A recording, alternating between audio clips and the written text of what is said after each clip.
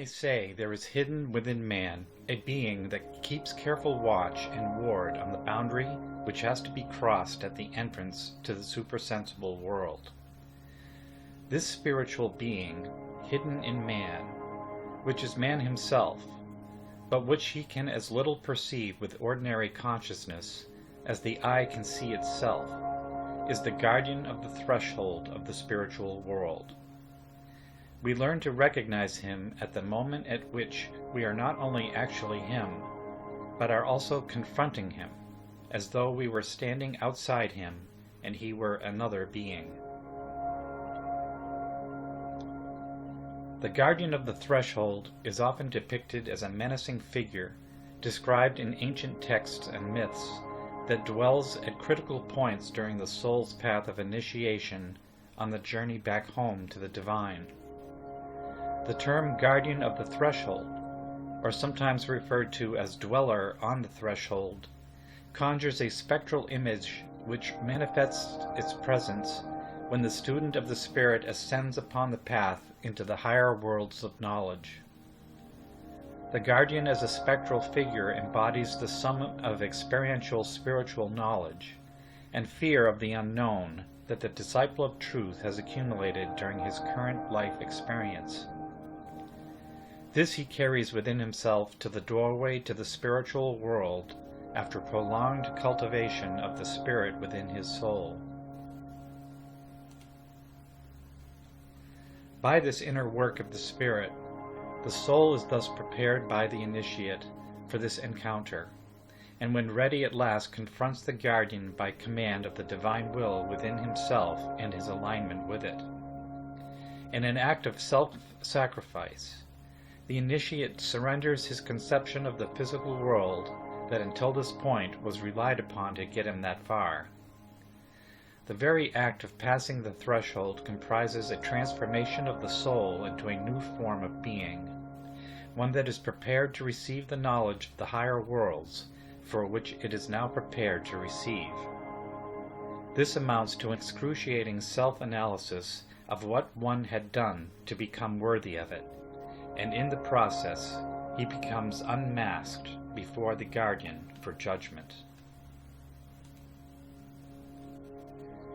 In grooming the soul for this encounter, one has done much in the way of prayer, meditation, and inner contemplation, and has committed within his own soul penitence for former wrongdoings by acts of forgiveness, atonement, and compassion for himself and others.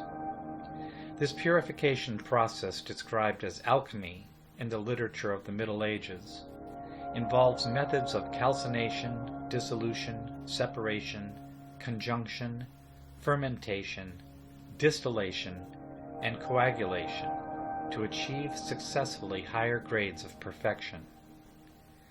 These monikers for developing the soul were expressed in allegories to preserve the ancient secret knowledge of the occult science from annihilation during the Inquisitions and Crusades of the political and religious orders of that time. Today, after 300 years dominated by the physical sciences and orientation towards materialism, it is no longer a risk to life and limb to independently pursue matters of the spirit. Disbelief and ignorance about these matters in the race to dominate the natural world has provided new opportunity for the occult science to flourish once again.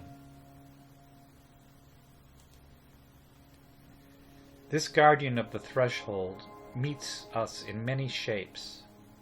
It is the Cerberus guarding the entrance to Hades, the dragon which St. Michael by spiritual willpower subdues, the serpent tempting Eve in the garden, whose head will be crushed by the heel of the woman, the hobgoblin watching the place where the treasure is buried, etc. It is the king who will not permit within his kingdom that a child should grow up and surpass him in power, the Herod before whose wrath the divine child must flee, not permitted to return home until the king is subdued, dethroned, and decapitated. The guardian must be confronted by every aspirant, usually at an early stage of progress into the unseen worlds, and is the primary cause of catharsis within the soul. Rudolf Steiner states in A Road to Self-Knowledge that there is in the soul the strongest inclination to guard the ego at all points in order to not lose one's foothold absolutely.